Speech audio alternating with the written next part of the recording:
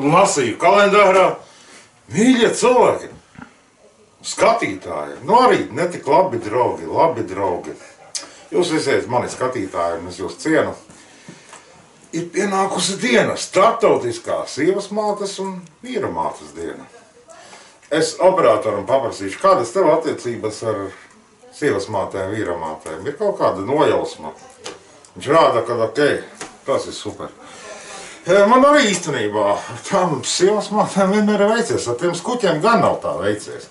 Man jau likās tā, ka, ja ar sievas māti draugos, tad jau arī esi ar to sievieti draugos, bet tā īstenībā nav.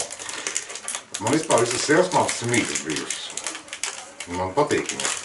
Pa vīra mātēm saka velna māte, pa sievas mātēm saka ķošas kaut kur izrauc, kaut kas tāds.